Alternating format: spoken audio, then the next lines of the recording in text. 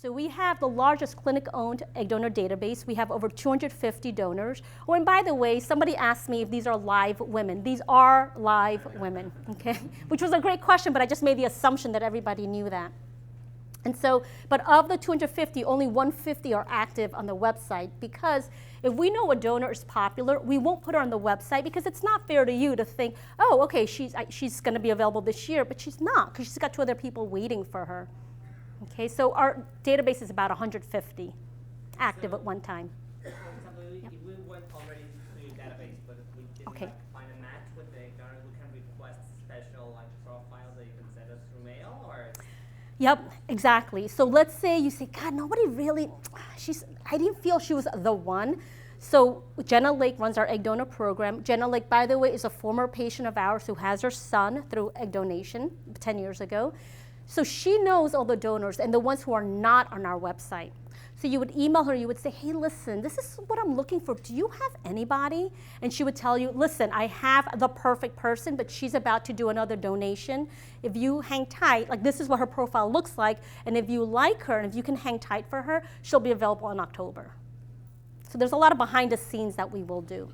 But the truth is, like, what if you don't find a donor on our website? And that's okay. I will then refer you to some private egg donor agencies. And we work with private egg donor agencies all the time. It's just a cost issue, right? Because now you have to pay the agency fee, travel expense, and medical fees for the donor. But you know, it's worth it, right? You don't want to look at your child and feel like, oh yeah, you were like the sloppy second egg donor, right? You want to look at your child and be like, yeah, you came from it. There you go, exactly. So it's worth paying the extra money sometimes. Okay, yep.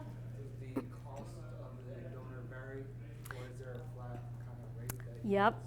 So and that's a great question. So we start our egg donors a little bit on the cheaper end. We start them at $6,000 compensation. So most agencies start at about 8 or 10, but then we cap at $15,000. A lot of agencies don't put a cap. So you'll see a lot of the less common donors, right? For example, the Asians. There aren't that many Asian donors. Like most of the compensation will start at about 15 to 20,000 starting, because they can command that because they know they're in high demand. I know. Depending on their education level, No, when the price varies. we don't. Ethnicity does. Yeah, but even for our ethnicity, we still start them low. But I'm saying a lot of private egg donor agencies absolutely will mark up if they went to an Ivy League. They'll mark up if based on ethnicity. We don't. Yep. What costs aren't coming through your plan? So there's a huge range. So the cost that we get will be the cost for medical services. That includes taking care of you guys, taking care of the egg donor, and transferring into the surrogate.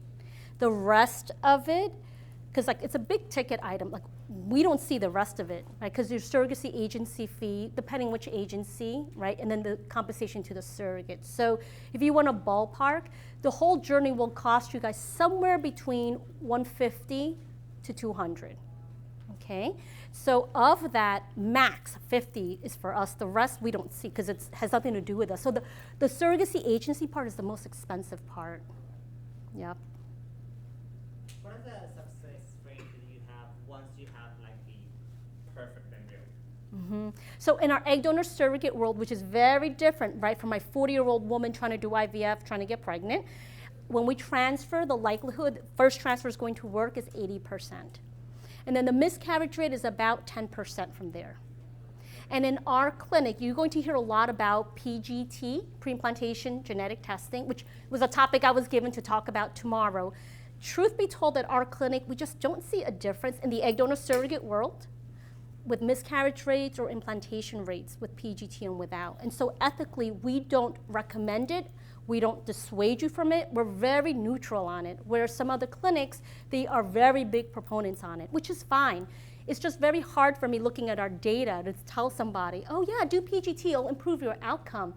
It just doesn't bear out for us. And sure, I profit more when you do it, sure, but I can't recommend it if I don't see a difference. What's the average for success rate? You know what's the average success rate of the implantation or the Yep. Oh, how many takes it, how many attempts? The average, like in the industry, you said you had 80%. Oh, 80. The average is 80. I don't know, but it does depend on the clinic though. Yeah, I mean, we do 500 egg donor surrogacy cycles a year. So it's just sort of like what we do. I mean, we do 1,200 total, but about half of that is egg donor surrogate. Your Yes. recommendation to not do it or do it, the testing? The Is that PGT? based on your specific data, or is that based on national data? So I will tell. So based on our data, but I will tell you facts. Okay. So the fact is that PGT was not made for egg donors. It was made for the 40-year-old doing IVF, where the rate of aneuploidy, which is incorrect number of chromosomes, is extraordinarily high. When you apply, this is basic statistics, when you apply any test to a patient population where the prevalence of the disease is low, such as in egg donors, the error rate of the test goes up. And so, I've been doing this 15 years, and it happened to me in November. I had an intended parent from Argentina. 2 guys, I transferred 2 embryos, PGT tested, a boy and a girl, only 1 implanted, and she came back with Down syndrome, right? Because you biopsy only 1 location, right? And you biopsy not the embryo, you biopsy the placenta, the trophectoderm, which has a higher rate of mosaicism, right? So the result we got was not a true representation of what's going on with the embryo, and that's the problem with this test. This is not what this test was intended for. But a lot of people do it, and honestly, they do it for gender selection, which we fully support. But I can't guarantee a normal baby just because your PGT is normal. Okay? Yes? Yes, we've talked about the best egg donor, but what about our sperm? What kind of tests can you do to our sperm so that we know we are fertile? Good question. So when you come to San Diego, we would get your sperm, and we also have to draw blood, which is FDA mandatory blood work. And the blood work is for different infectious diseases like HIV, hepatitis, your blood type, things like that. But we have had a number of situations where if that blood test that I have to send to an FDA-approved lab comes back abnormal, I have to throw out that sperm, meaning you made that trip to San Diego for nothing. So what we do, because we have a lot of international intended parents, so to prevent them from wasting really their time and their money, we have them do the exact same test wherever they live, right? It could be in Ohio or Belgium, doesn't matter. Oh, Brazil, there you go, okay. One of my last intended parent from Brazil, he swore to me his tests were gonna be normal, and he came back with syphilis. So I had to throw the whole thing, yeah. Because he said, I don't need to do it in Brazil. I said, are you sure? I'm sure. I said, okay. Right. Exactly. So my preference is we give you a list of tests to do in your respective city, and once I look at it, then we have you travel to San Diego, but you don't have to. And just to be out on the open, if you're HIV positive, we are full supporters of treating HIV positive intended parents. It doesn't change what you do. The only thing it changes is the cost, because you just have to do special sperm processing, which will cost about $9,000. But other than that, it's the exact same journey. Okay. How often does an egg donor donate, like throughout the year? Is it just 1 time, 2 times? Oh, good How question. often do they do that? In our clinic, when an egg donor donates, we have her rest the next month because her body needs a break, and then the month after that, she can be matched again. But a lot of it also depends on her, right? Like maybe she has vacation scheduled, maybe she's got finals, right? You never want them donating during finals. They actually don't do as well because they're so stressed out. Yeah. Well, it's good to know they're academically prone, right? What about like genetic testing for family history? Because I'm adopted, so I have no idea about anything. Correct. So before you start the journey, you and the donor will have blood testing done for different DNA mutations. And again, on our website, it's already been done, so you just have to click and read all her DNA mutations. And we just have to make sure you're not a match. So these are what we call autosomal recessive. And what that means is if you have only 1 mutation, you're okay. But if the other person has the same mutation and your child gets both mutations, your child will actually be affected by the disease and not just be a carrier. The thing about these DNA mutations is a lot of people think, great, now I'm gonna have a healthy baby. Not really, because there are millions of DNA mutations and we're only capable of checking for about 300. So even though I can tell you, okay, I know you and the donor don't have the same mutations, but that's only out of 300 diseases. There are millions that we haven't checked for. Okay, but to the best of our ability in the year 2019, we do a full DNA mutation screening. Any other questions?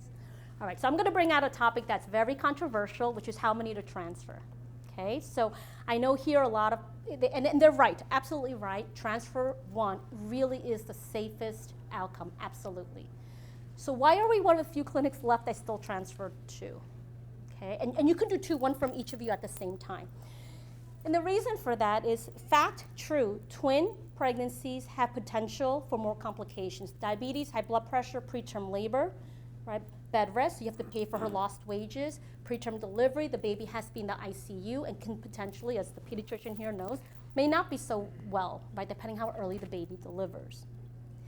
But I believe that you guys are not children. You guys are adults, and I believe in informed consent. And I have intended parents who say to me, I can only afford to do this one time. Like, I can't afford to do this twice. And so I'm going to roll the dice, and I'm going to ask you to put in 2 embryos, 1 from each of us. And it is what it is, because we're not going to be able to come up with the money to do this again. And so for that reason, I do support transfer of 2 embryos as long as I feel confident that you understand the potential complications. Okay? Yep? How much do you put in to increase your chances of doing one? Not a doubling. No, it's a great question, Marla. So in 2018, we saw about a 10% difference. Thus far in 2019, it seems to be pretty insignificant. Yeah. I heard 2% difference. Well, yeah, last year for us it was 10% delta, but, and putting in 2 does not guarantee twins. Our twin rate is 50%, which means half the times when I put in 2, there's only 1. Yep. Yes. So it doesn't happen often. So how would you get triplets if I put in 2? That means 1 embryo split in her body. And that's beyond our control. It is, but it's not. Because in normal nature, the likelihood an embryo, if a woman gets pregnant just through sex, the likelihood it will split into 2 is about 1%. In the world of IVF, it's somewhere between 3 to 5%. So it's a 3 to 5-fold increase simply because of the manipulation in the lab.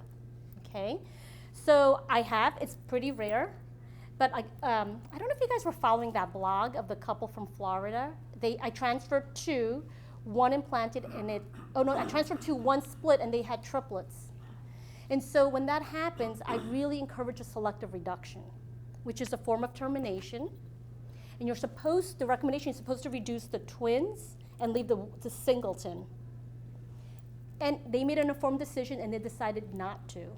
So I don't know if you guys were following that blog. Oh, maybe not. It's Okay. really important in this case to find a surrogate mother that is agreeing on definition and reduction. Good point, Max. Yeah. But you have to have a surrogate who's willing to reduce, because it's a form of abortion, right? That's done early, and is willing to carry more than 1.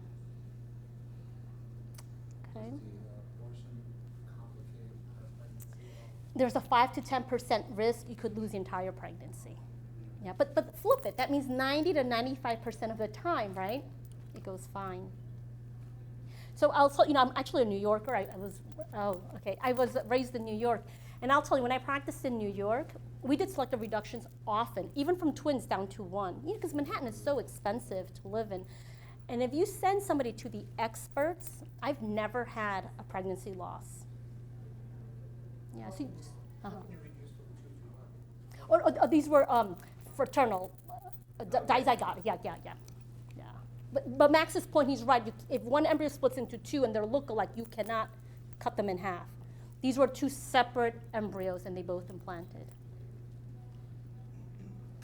They were telling yesterday about a new way of doing it, like that it's like you mix the DNA of both, so that the kid has like the DNA of both. Do you know something about that? Are you talking about both as in both sperm sources, Yes. or in the same embryo? Yeah, so you don't have like an embryo with your biological or his biological, but you have an embryo that has both DNA. Is that possible? From both. So what's possible now, but illegal in the United States, is you can use the nucleus from your 1 egg source and the mitochondria from a younger egg source and 1 sperm source. It's called 3-parent embryos. But I don't, I'm not sure how you would mix two sperm Two mothers sources. and one father, right? Say it again? 2 mothers and 1 father, not 2 fathers. Yeah, but he's saying in one embryo there'll be both sperm DNA. Oh, am I misunderstanding you? No, yeah. Oh, both okay. DNA. I don't know. So they just mentioned it yesterday, and it's the first time that I mentioned it. Oh, yeah, I don't know. I don't know. Any other questions? Oh, we're out of